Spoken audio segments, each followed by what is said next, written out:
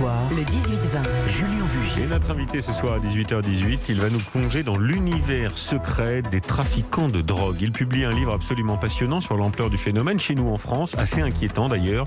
Bonsoir Frédéric Ploquin. Bonsoir. Merci d'être avec nous en direct dans Europe Soir. Vous êtes journaliste, grand spécialiste du banditisme et vous publiez donc Les narcos français brisent l'omerta aux éditions Albin Michel. C'est absolument passionnant, je le disais.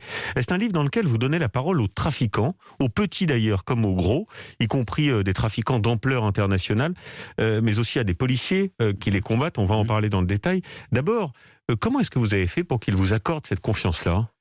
C'est un travail de longue haleine. Moi, je m'intéresse au crime, aux voyous et aux policiers depuis au moins une trentaine d'années. Donc à partir de là, vous savez comment ça se passe dans le journalisme, on noue des contacts, on crée des liens de confiance. C'est la confiance, oui, c'est ça. Que ce soit d'ailleurs d'un côté ou de l'autre, parce que c'est la même, à peu près aussi compliqué avec les fonctionnaires de police. Oui. Que avec les voyous. Pour ce qui est des voyous et des narcotrafiquants, en l'occurrence, c'est vrai que, comme je travaille depuis longtemps sur le sujet, j'avais rencontré déjà les pionniers. On va dire, la France peut se targuer d'avoir inventé les routes de la drogue. Oui. Ça, personne ne le sait vraiment. Mais avec la French Connection dans les années 70-80, en fait, les voyous français, les trafiquants français ont inventé des routes qui allaient de l'Indochine à Marseille, et puis de Marseille à l'Amérique du Sud, et puis de l'Amérique du Sud à l'Amérique du Nord. Donc ils ont créé ces routes de la drogue. Il y a vraiment un côté pionnier. Mais ça, c'était il y a un demi-siècle. Oui. Et on ne se rend pas compte à quel point la drogue, entre-temps, en 50 ans, s'est complètement installée dans notre territoire. Oui. C'est presque, pour ainsi dire, banalisé. Maintenant, vous trouvez de la drogue absolument dans le moindre village de France. Ce qui est fou dans le livre, on va en parler en détail, c'est qu'on pensait, quand on suit ça de loin, que c'était les Italiens, les Siciliens qui tenaient ce marché des narcotrafiquants chez nous en Europe. On se rend compte que en France, c'est également le cas. Une question comme ça, en passant, vous qui travaillez sur le sujet depuis une trentaine d'années, on sent dans le bouquin, quand on lit les entretiens, les récits que vous faites des dealers, les petits et les gros, que ça fait toujours rêver de la vie de voyou.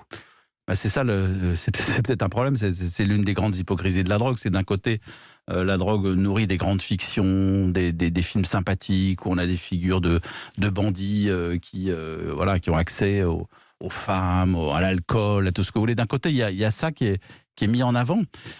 Qui est mis sur le devant de la scène, et puis de l'autre côté il y a le réel que moi j'ai voulu aller chercher. Et quand vous approchez la nouvelle génération, vous vous rendez compte à quel point, par rapport aux bons vieux voyous d'autrefois qui ont quand même inventé des tas de choses, les jeunes se sont hyper professionnalisés. Ça peut paraître troublant et choquant, mais ils sont assez pros. Oui, chacun est dans son rôle, il y a une forme de hiérarchie. En revanche, c'est assez déstructuré quand même. C'est pas vertical comme les Italiens que j'évoquais à l'instant. Il n'y a pas de mafia en France. Il n'y a pas de mafia, voilà. Il n'y a pas de mafia, il y a plutôt des centaines et des centaines de points de vente, des centaines de structures avec des gros fournisseurs. C'est un peu... En fait, ils ont copié l'économie réelle, c'est-à-dire qu'il y a des gros fournisseurs qui importent à la tonne, qui répartissent sur le territoire. Donc les plus puissants, quelque part, d'ailleurs, ce sont probablement les transporteurs qui, eux, gèrent. C'est un peu comme pour les supermarchés, vous savez, ceux qui acheminent, ceux qui, finalement, au bout du compte, sont plus puissants que les producteurs eux-mêmes. En revanche, les producteurs eux-mêmes, attendez, ils font pousser entre guillemets, des orties, que ce soit la cocaïne ou le cannabis au Maroc, sur place, sur pied, ça vaut rien. Il n'y a pas beaucoup d'entretien, il n'y a pas beaucoup d'investissement. Ça n'est pas hiérarchisé, ça n'est pas structuré comme d'autres mafias ailleurs dans le monde. En revanche, c'est normé et c'est codé. Vous dites par exemple, des vendeurs d'à peine 15 ans peuvent gagner jusqu'à 700 € par semaine pour du cannabis. Ça monte pour la cocaïne à 550 € par jour. Et vous commencez, page 23, le livre, avec le récit de Youssef. Il a 39 ans. Il est trafiquant de cannabis sur le semi-gros et le gros. Ça représente quoi comme quantité, le semi-gros et le gros ? Il est entre le 500 grammes, 1 kilo, de 10 kilos, 100 kilos, jusqu'à 100 kilos. Quoi. Et, voilà. Et le gros, c'est la tonne. Et vous dites qu'il distribue en région parisienne. Et il dit ceci, un mec qui fait le guet toute la journée en fumant du cannabis avec son petit scooter de merde touche 100 €, soit 3000 € par mois, sans impôt. Qui gagne ça ? Mes lieutenants, qui vendaient pour moi, dit-il, avaient tous de quoi payer leur loyer et s'acheter une voiture. Ils m'adoraient, en somme. C'est un combat perdu d'avance. D'une certaine manière, à les entendre, de toute façon, ils ont gagné la bataille. Ils se sont imposés. Ils ont conquis le territoire. D'ailleurs, sinon, ils ne me parleraient pas de manière... Enfin, ils sont sur d'eux. D'une certaine façon, ils sont sur d'eux, ils s'affichent, etc. Mais le problème, c'est que quand vous gagnez 3 000 € à 16-17 ans. Quel va être votre rapport ensuite au travail, par exemple? Donc, ce que je veux dire, c'est que la drogue en soi, ok, c'est bien gentil, des jeunes qui fument leurs petits joints dans leur coin, mais ça génère de la corruption. Ça corrompt sur toute la planète. Ça corrompt notre police, ça corrompt notre gendarmerie. Ça corrompt notre police, dites-vous? Ça corrompt notre police, exactement. Notre police peut être corrompue par des trafiquants? Il y a des affaires que je pointe là dans le livre régulière, si vous voulez. Notamment, il y a eu plusieurs affaires qui ont concerné des policiers qui sont en première ligne dans le cadre des BAC, les brigades anticriminalité. Ils vont tous les jours au boulot, tous les matins ils se lèvent, ils pourchassent en gros les mêmes petits trafiquants, les mêmes dealers, ils les voient, ils les arrêtent, ils les retrouvent parce qu'ils sont mineurs. Au bout d'un moment, il y en a quelques-uns qui flanchent. Je veux dire, les policiers ont beau être solides et avoir la foi dans leur métier, il y en a un certain nombre, on en a vu à Marseille, on en a vu en banlieue parisienne, qui flanchent et qui, à un moment donné, au lieu de confisquer la barrette de shit et de la détruire, ils vont la garder pour eux. Et puis après, ils vont garder quelques petits billets de banque. Donc ça corrompt sur son passage. Ce sont des cas isolés quand même.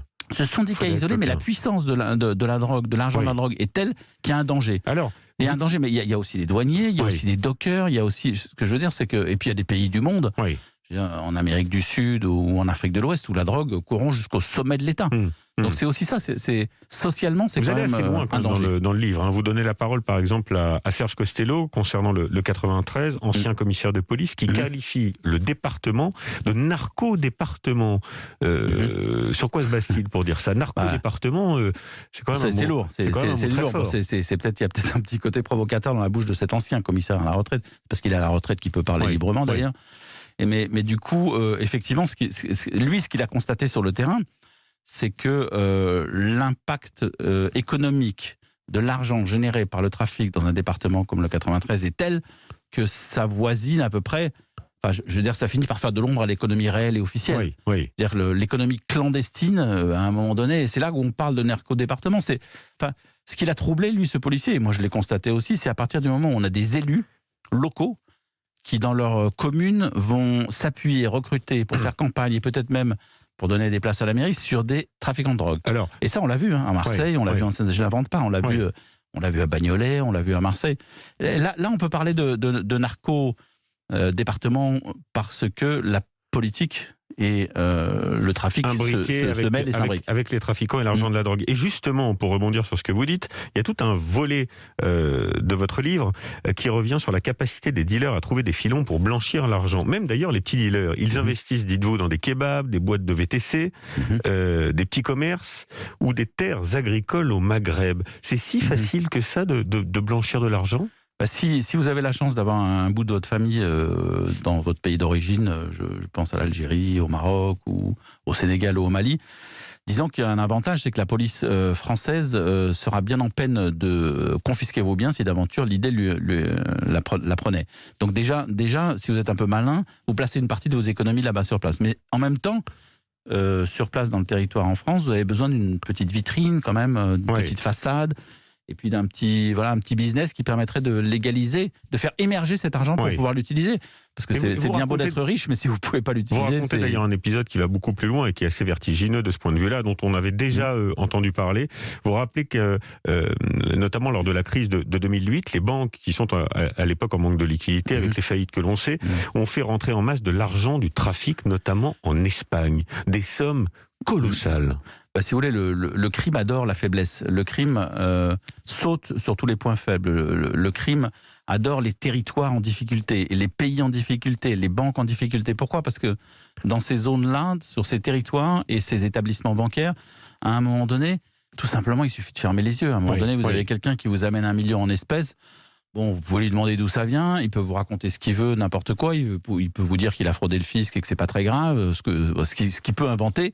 Mais toujours est-il que dans les périodes de difficulté, de crise sociale, économique, effectivement, cet argent appâte notamment les banques. Et ce qui est fou, pour terminer, Frédéric Ploquin, c'est la capacité aujourd'hui, ça raconte aussi le monde qui est mondialisé, internationalisé. Un petit dealer de cité est en capacité d'aller rencontrer un ponte du trafic international en Colombie et de traiter quasiment en direct avec lui. Longtemps, ça a été l'apanage, ce genre de contact. C'était le carnet d'adresse des grands voyous français qui importaient, qui voilà, qui parlaient l'espagnol. Ils l'avaient appris parce qu'à l'époque, ils étaient allés se réfugier sous Franco. Ils étaient partis Et puis on n'allait pas en Colombie comme ça. Et ils étaient allés voir Pablo Escobar en Colombie, qui les avait bien reçus parce que c'était des voyous comme lui, quoi. Mais là, ce qui s'est passé, c'est que ces 20 dernières années, en prison, la plupart du temps en prison, les jeunes caïds ont noué des contacts avec des Colombiens, avec des Mexicains, avec des Brésiliens. Et bon, en prison, on échange ses numéros de téléphone, ils se retrouvent dans la sortie. Et là, il y a des affaires qui commencent à fonctionner. Et donc, ils ont établi des lignes directes entre Blois et Bogota, et entre la Seine-Saint-Denis et Bogota, entre des lignes directes qu'eux-mêmes ont cultivées. Ils n'ont plus eu besoin des grands voyous français. Voilà, lisez-le si tout cela vous intéresse. Ça s'appelle Les narcos français brisent l'omerta. C'est aux éditions Albin Michel avec Frédéric Ploquin, donc. Et c'est absolument passionnant. Il y a plein de choses dedans, plein d'infos, plein d'anecdotes. Beaucoup des policiers. Hein, c'est vrai. Il faut le dire quand même. Ils font un boulot admirable. Là, on a parlé de la corruption, mais la plupart des policiers font un boulot absolument incroyable. Et tous les jours, ils y retournent. Je pense qu'il n'y a pas beaucoup de citoyens qui retourneraient de cette façon-là aussi régulière. Merci Frédéric Ploquin. Merci d'avoir été notre invité ce soir dans Europe Soir. Europe 1, Julien Bugier.